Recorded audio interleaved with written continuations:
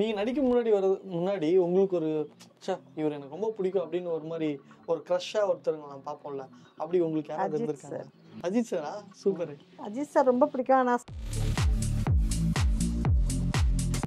நீங்க லைஃப்ல யாராவது கொளுத்தி போட்டிருக்காங்களா, இல்ல நீங்க யாருக்காவது கொளுத்தி போட்டிருக்கீங்களா? யாராவது நல்லா இருந்தாங்கன்னா பிடிக்காது, போய் கொளுத்தி போ.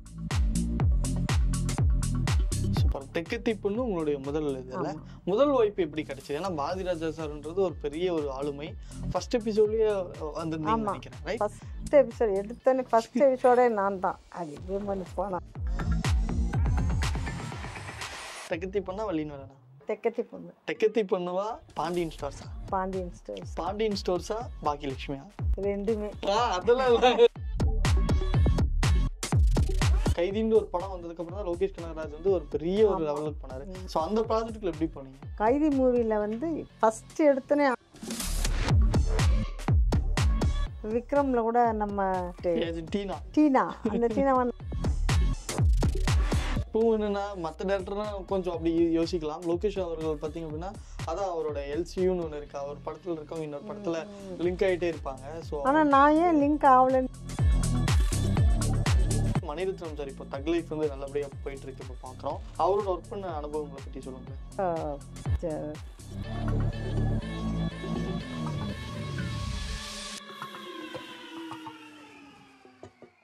மூவி வேர்ல்ட் தமிழ் மீடியா வியூவர்ஸ்க்கு வணக்கம். நான் உங்க ஜித்து. இன்னைக்கு என் கூட ஒரு ஸ்பெஷலான கெஸ்ட் இருக்காங்க.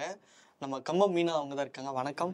வணக்கம். எப்படி இருக்கீங்க மேம்? ரொம்ப நல்லா இருக்கேன். நீங்க எப்படி இருக்கீங்க? சூப்பரா இருக்கேன், சந்தோஷம். உங்களை இன்ட்ரோ கொடுக்கும் போதே கம்பம் மீனான்னு கூப்பிடலாமா, இல்ல செல்வின் கேரக்டர் சொல்லலாமா, எது ஆடியன்ஸ்க்கு இருக்கும் உங்களுக்கு பிடிக்குன்னு எனக்கு தெரியல. நீங்களே சொல்லுங்க, எப்படி சொல்லிடலாம் உங்களை? எப்படி கூப்பிட்டாலும் ஓகே தான். ஆனா கம்பம் மீனா தான் கெத்து. Kambam Meena original. Okay okay. Selvi வந்து கேரக்டர் பேர் தானே? ஆமா. ஸோ எப்பவுமே கம்பம் மீனா தான் ஸ்பெஷல் உங்களுக்கு? கண்டிப்பா. கம்பத்திலிருந்து வந்து நீங்க பெருமை சேர்த்துட்டு இருக்கீங்க. ஏன்னா அங்க செட்லேயும் எங்க டைரக்டர் இவங்களேவும் கம்பம் மேடம் தான் கூடுவாங்க. கம்பம் மீனனோட முழுசா சொல்ல மாட்டாங்க. எங்க பாக்கியலட்சுமி செட்லேயும் கம்பம் மேடம் அப்படிதான் கூடுவாங்க. சந்தோஷம். ஷூட்டிங்ல எப்படி போயிட்டு இருக்கு உங்களுக்கு? நல்லா போயிட்டு. சந்தோஷம். உங்களை பார்த்துன்னு அப்படியே சீரியஸா இருக்கீங்க. டெரரா அடிச்சிடலாம் மாட்டீங்களா? அதெல்லாம் இல்லை. நான் ரொம்ப சீரியலோட தானே வில்லியா இருக்கீங்க. ஆமா ஆமா. சீரியல்ல கூட இந்த பாக்கியலட்சுமியில வந்து வில்லியெல்லாம் கிடையாது. பாண்டியன் ஸ்டோர்ஸ் பண்ணேன். அதில் கொஞ்சம் நம்மளை பார்த்தா கொஞ்சம் டெரரா அப்படின்னு நினைப்பாங்க. ஆனால் பாடி ஸ்ட்ராங்கு, பேஸ் மட்டம் வீக்குங்கிற மாதிரி நம்ம சும்மா பலாச்சொல்ல மாதிரி நம்மலாம். இப்போ நான் உங்களோட சீரியல்லேருந்தே வரேன். இப்போ வந்து பொதுவாக எல்லா வெளியிருக்கிற ஆடியன்ஸ்களை எப்படி நினைப்பாங்க அப்படின்னா, இவங்களை சீரியலில் பார்த்துட்டு இவங்க நிஜ வாழ்க்கையிலுமே இவங்க இப்படித்தான் அப்படின்ற மாதிரி ஒரு ஒரு பிம்பம் எல்லாரும் நினைப்பாங்க. நீங்கள் பண்ணிட்டு இருக்க கேரக்டருக்கும் ரியல் லைஃபுக்கும் ஏதாவது சம்மந்தப்பட்டு இருக்கா, இல்லை நான் பாட்டுக்கு இருக்கேன் அப்படின்ட்டு? இல்லை, கேரக்டர்ஸ் வேறு, ஒரிஜினாலிட்டி வேறு. செல்விக்கும் எனக்கும் கொஞ்சம் சம்மந்தம் இருக்குன்னா அந்த அமைதியாக இருக்கிறது, ரொம்ப நல்லவங்களா இருக்கிறது, அது வந்து கொஞ்சம் அப்படி ஒத்து போகும். அதே மாதிரி பாண்டியன் ஸ்டோர்ஸில் பண்ண கஸ்தூரி கேரக்டருக்கும் நம்மளுக்கும் கொஞ்சம் ஒத்து போகும்னா அதில் வந்து ஏதாவது யாராவது நல்லா இருந்தாங்கன்னா பிடிக்காது, போய் கொளுத்தி போட்டு வந்துடுவேன்.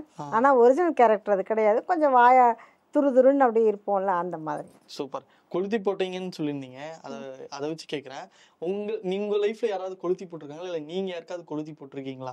ஒரு பெரிய சம்பவமான மாதிரி ஏதாவது நடந்திருக்கா? நான் யாருக்கும் கொளுத்தி போட்டதில்லை. நம்மளுக்கு யாரும் சும்மா ரெக்கார்டுக்காக சொல்லாதீங்க, சீரியஸாக சொல்லுங்க. இல்லை, உண்மையிலே நான் யாருக்கும் கொளுத்தி போட்டதில்லை. கொளுத்தி போடுறதுனா என்ன, சும்மா வீட்டில் எங்கள் வீட்டில் என் பையன், என் மருமக, எங்கள் வீட்டுக்குள்ளே ஏதாவதுன்னா என் மருமகளுக்கு சப்போர்ட் பண்ணிவிட்டு அவனை ஏதாவது சொல்லி விடுவேன். அது சும்மா வீட்டுக்குள்ளே கலாய்க்கிறக்க அப்படின்னாங்க. வீட்டுக்குள்ளே மாமியார் மருமகள் இது இருக்கு. நாங்கள் மாமியார் மருமகள் ஒத்துமையாக இருப்போம். அவனே சொல்லுவான், எல்லா வீட்லேயும் பையனுக்கு தான் சப்போர்ட் பண்ணுவாங்கன்னா நீ அவங்க கூட சேர்ந்துக்கிட்டு என்னைய போட்டு தெரியா இரு அப்படின்பான். ஸோ இதுலேருந்து என்ன தெரியுதுன்னா, சீரியல் நடிக்கிறவங்கலாம் கரெக்டாக தான் இருக்காங்க. அதை பார்த்துட்டு தான் மாமியார் மருமகள்னு சொல்லிட்டு நிறைய பிரச்சனைகள் இருக்கு அப்படின்றது. பரவாயில்ல. இப்போ ஷூட் போயிட்டு இருக்கீங்க, ஹாப்பியாக போயிட்டு இருக்கு. உங்களோட எய்மா என்ன இருக்கு? இப்போ சீரியலில் பண்ணிட்டு இருக்கீங்க, ஓகே. உங்களோட எய்ம் எதுவாக இருக்கும்? சினிமாவா? நான் சினிமாவில் இருந்து தான் வந்தேன். ஆல்ரெடி நான் வந்து படங்கள் பண்ணிட்டு தான் சீரியலுக்கு வந்தேன். நான் ஃபீல்டுக்குள்ளே வந்து 15 வருஷம் ஆயிடுச்சு. ஃபஸ்ட்டு இன்ட்ரோ வந்து சீரியல் தான். தெக்கத்தி பொண்ணு சீரியல், பாரதிராஜா சார். அந்த ஃபஸ்ட்டு பண்ணது சீரியல். அப்புறம் ஃபுல்லாக எல்லாமே நான் படங்கள் தான் பண்ணேன். படங்கள் பண்ணிட்டு இப்போ தான் ரீசெண்டாக ஒரு 6 இயர்ஸாக சீரியல் பண்ணிகிட்ருக்கேன். ஏன் உங்ககிட்ட இந்த கேள்வி கேட்டேன் அப்படின்னா, இந்த சீரியல் பண்றவங்க பார்த்தீங்க அப்படின்னா, சினிமால போகணும்னு ஆசைப்படுறாங்க. ஆனா போனாலுமே அந்த சினிமால பெரிய ஸ்கோப் இருக்கா அப்படின்றது தெரியல. பண்றாங்க. அப்புறம் ஒரு படங்கள் 2 படங்களோட காணாம போயிடுறாங்க. அது அது எதனால ஒரு சீரியல் ஆர்டிஸ்ட்டா நீங்க எப்படி ஃபீல் பண்றீங்க? சீரியல் ஆர்டிஸ்டாக இல்லை, அதான் படங்கள் பண்ணிட்டு தான் சீரியல் பண்ணணும், பண்ணுனா அதுவும் விஜய் டிவியில் தான் பண்ணணும்னு வெயிட் பண்ணி நான் வந்து வாய்ப்பு வாங்கி சீரியல் பண்ணேன். சூப்பர். எப்படி கிடைச்சது இந்த ஆப்பர்ச்சுனிட்டி உங்களுக்கு?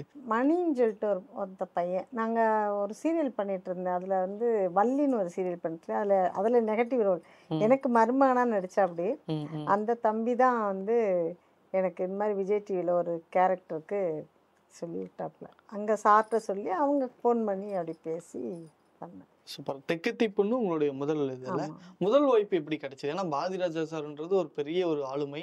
அவர் சீரியல் பண்ணும்போது நிறைய எக்ஸ்பெக்டேஷன் இருந்தது. ஃபர்ஸ்ட் எபிசோட்லயே வந்திருந்தீங்கன்னு நினைக்கிறேன். ரைட்? ஃபர்ஸ்ட் எபிசோட் எடுத்தோன்னே ஃபர்ஸ்ட் எபிசோடே நான் தான். அது ஜூம் பண்ணி போனான். பரவாயில்ல. அது எவ்வளவு பெரிய விஷயம் இதுல. அது அதான் பேசிக்காக எல்ஐசி ஏஜென்ட்டு. அந்த பேசுறதுக்கு சொல்லியா கொடுக்கணும். ஆமாம், இல்லை பேசுறதுக்கு சொல்லி கொடுக்கணும். அப்புறம் யாராக இருந்தாலும் கேமரா பேர் ஒன்று இருக்கும்ல. அப்போ அதில் சினிமாவுக்கு நம்மளுக்கு சம்மந்தம் கிடையாது.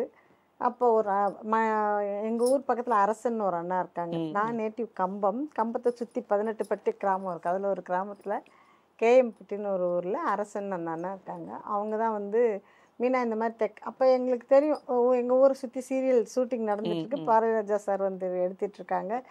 ரஞ்சிதா மேடமும் நெப்போலியன் சார் தான் அப்போ ஹீரோ ஹீரோயின் ஃபஸ்ட்டு. அவங்க தான் ஆமாம் லீட். அவங்க தான் பண்ணிகிட்ருக்காங்க. பண்ணிகிட்டு இருக்கும்போது ஒரு கேரக்டருக்கு கனகான்னு ஒரு கேரக்டருக்கு ஆள் வேணும், யாராவது லோக்கலில் இருந்தால் போடலான்னு சொல்லி கேட்டுருந்துருக்காங்க. அப்போ அந்த அண்ணன் வந்துட்டு நம்மகிட்ட இந்த மாதிரி பாரதிராஜா சார் சீரியல் எடுத்துகிட்ருக்காரு, அதில் ஒரு ரோல் இருக்குது, நீ பண்ணுறியாமான்னு வந்து கேட்டாங்க.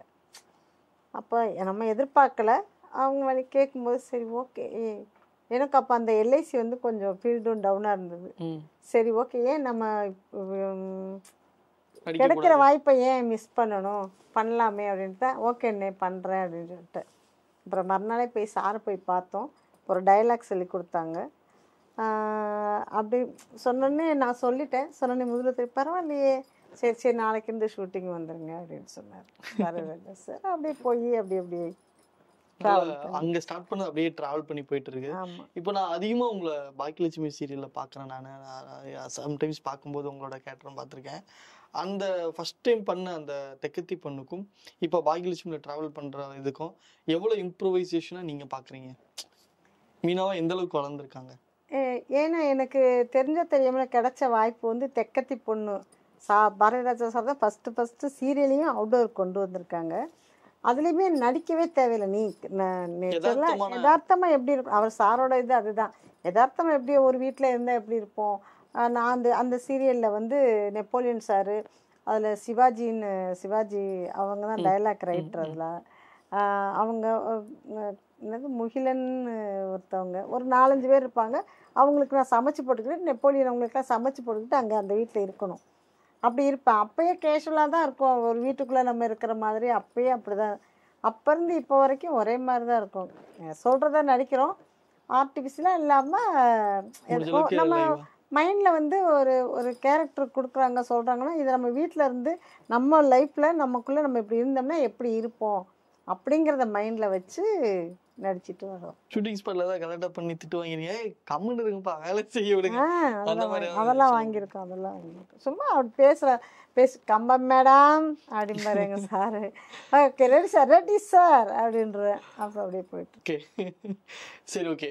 நீங்கள் நடித்த சில சீரியல்ஸை வச்சு நான் சொல்கிறேன், உங்களுக்கு எது ஃபேவரட் அப்படின்றத நீங்கள் சொல்லலாம். நான் கம்பேர் பண்ணி சொல்லிட்டு இருப்பேன். ஃபஸ்ட்டு தெக்கத்தி பொண்ணுலேருந்து வருவோம். தெக்கத்தி பொண்ணா வள்ளியின் வேலைனா? தெக்கத்தி பொண்ணில் வந்து நான் ஒரு 10 எபிசோடு தான் வருவேன். இன்ட்ரடியூஸ் தான், அதில் 10-12 எபிசோடு வருவேன் இருந்தாலும். ஆனால் அது ஃபஸ்ட்டு இது அப்படிங்கும்போது தெக்கத்தி பொண்ணு தான். இல்லை சூஸ் ஒன், வேறு எதுவுமே இருக்கக்கூடாது, கண்ண முடி இதுதான் தொடுவோம் அப்படின்னு. தெக்கத்தி பொண்ணா வள்ளியின் வேலைனா? தெக்கத்தி பொண்ணு. ஓகே. தெக்கத்தி பொண்ணுவா பாண்டியன் ஸ்டோர்ஸா? பாண்டியன் ஸ்டோர்ஸா பாக்கியலட்சுமியா? ரெண்டுமே. அதெல்லாம் இல்லை, ஒன்று தான் சொல்லணும். இல்லை, ஏன்னா எனக்கு பாண்டியன் ஸ்டோர்ஸை வச்சு தான் Baakiyalakshmi. So Pandian stores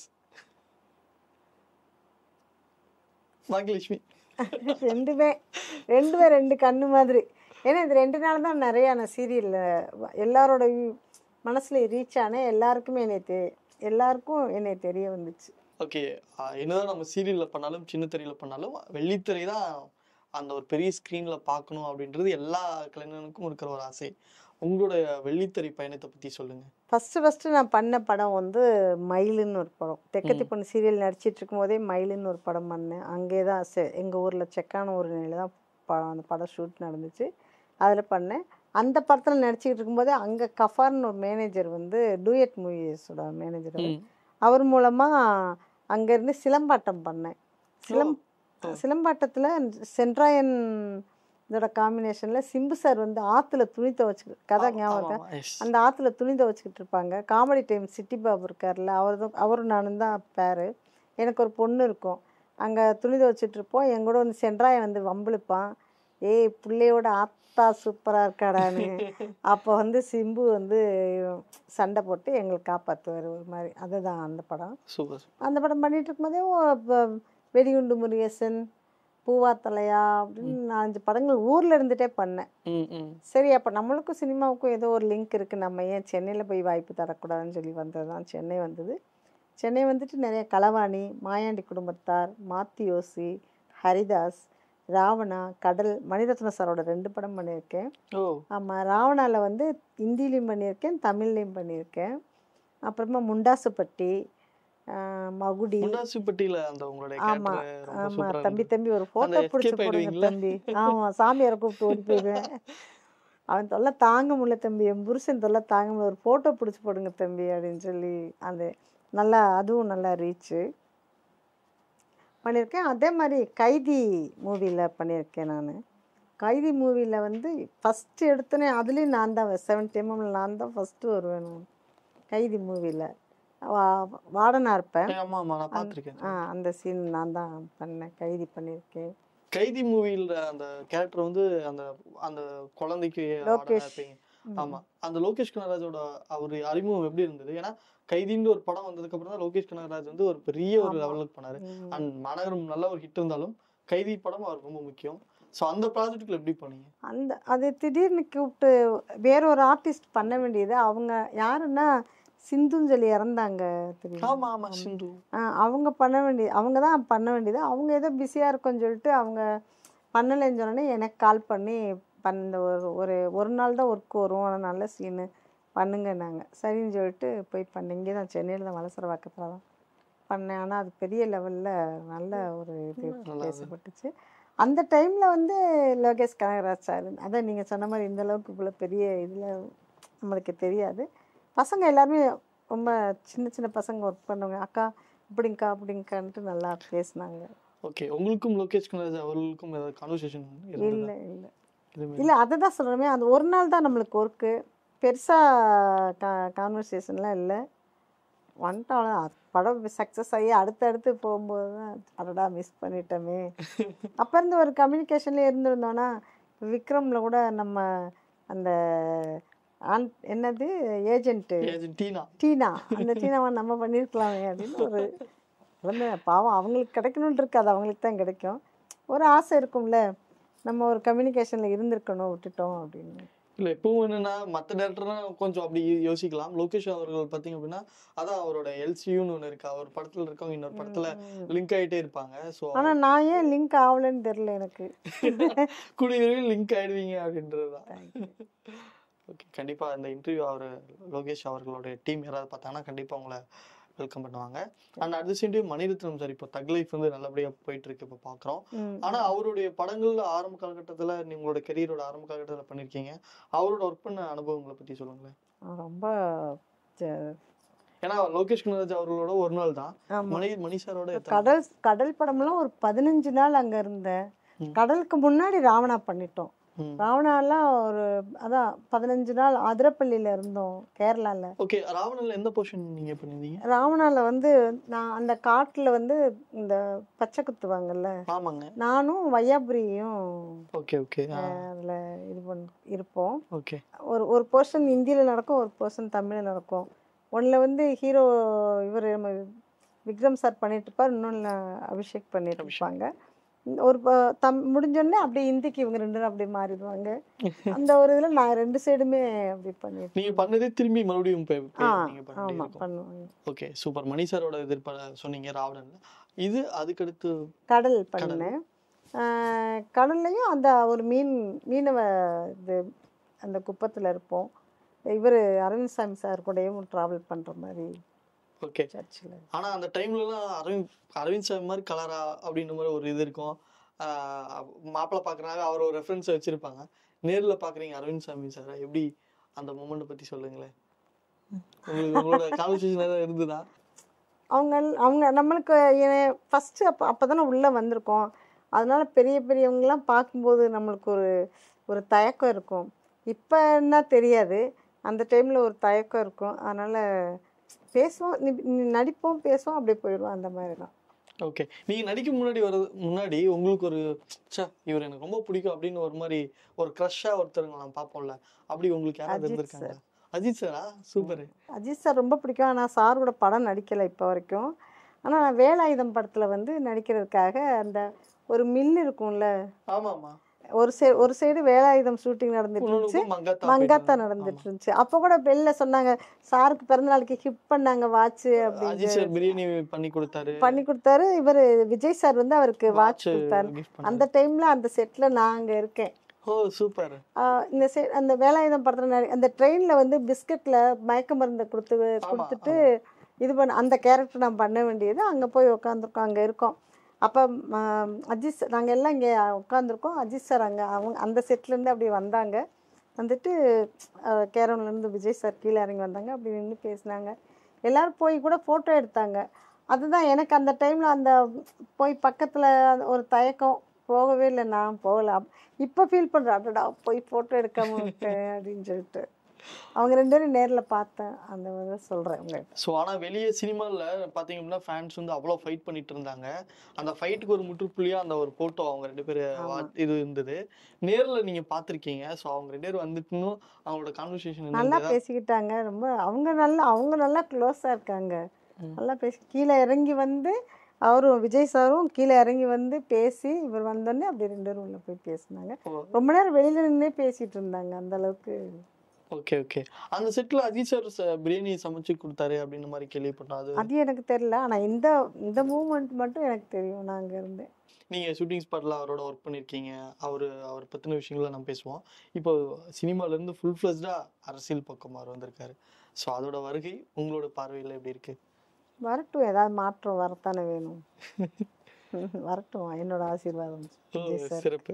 okay. Shooting ஸ்பாட்ல அவரோட எத்தனை நாள் ஒர்க் பண்ணீங்க?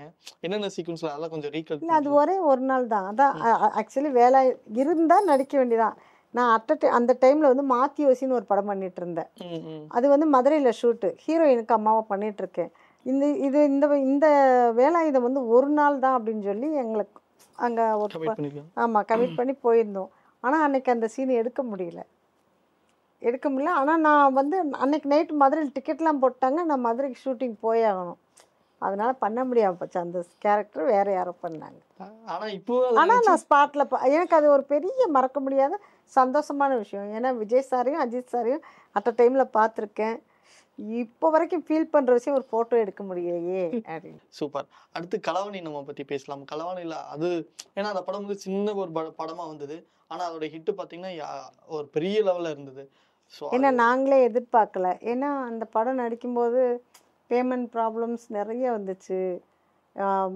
மேனேஜர்ஸ் எல்லாருமே சேர்ந்து ஒத்துமையாக அந்த படம் எப்படியாவது முடிக்கணும்னு சொல்லிட்டு எல்லாரும் சேர்ந்து சப்போர்ட் பண்ணி தான் அந்த படத்தையே கொண்டு வந்தாங்க அப்படின்னு சொல்லுவாங்க.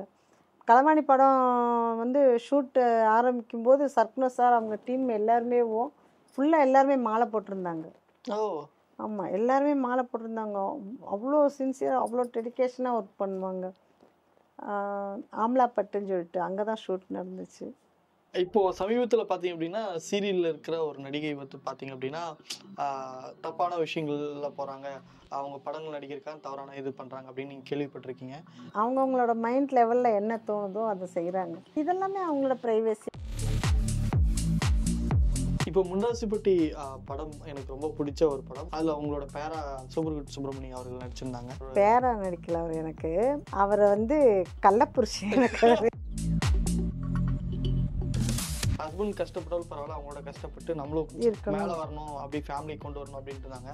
இப்போ இருக்கிற பொண்ணுங்க நான் எப்படி பார்க்குறேன் அப்படின்னா, சரி நம்மே கஷ்டப்பட்டோம், என்ன கல்யாணம் பண்ணி என்ன இவங்களுக்கு பிள்ளை பெற்று கொடுத்து இவங்களுக்கு நம்ம சோறாக்கி போட்டு உட்காரணுமா போடா. பொண்ணுக்கு அவ்வளோ டிமாண்டு. அது இல்லாமல் பொண்ணுங்க இப்போ ரொம்ப தெளிவு விவரமாக இருக்காங்க. எதுக்கு கல்யாணம் பண்ணணும் அப்படின்னு கேட்குற லெவலுக்கு எல்லாருமே சூப்பராக நடிக்கிறேன்னு சொல்கிறாங்க, உன்னோட ஸ்லாங் நல்லா இருக்குங்கிறாங்க. அப்பயே வாய்ப்பு தரமாட்டேங்கிறாங்க. எனக்கு தெரியல. எனக்கும் தெரியல. பாக்கியலட்சுமி அந்த சீரியல்ல இருந்து எங்களுக்கு ஏதாவது ஒரு அப்டேட் கொடுத்தீங்க அப்படின்னா அந்த சீரியல் பார்க்குறவங்க எல்லாரும் ஹாப்பி ஆயிடுவாங்க. சீரியல் முடிய போகுதுங்கிறத நல்ல அப்டேட். ஓகே, இதுக்கப்புறம் பாக்கியலட்சுமி 2 எதிர்பார்க்கலாமா? பாண்டியன் ஸ்டோர்ஸ் 2 மாதிரி?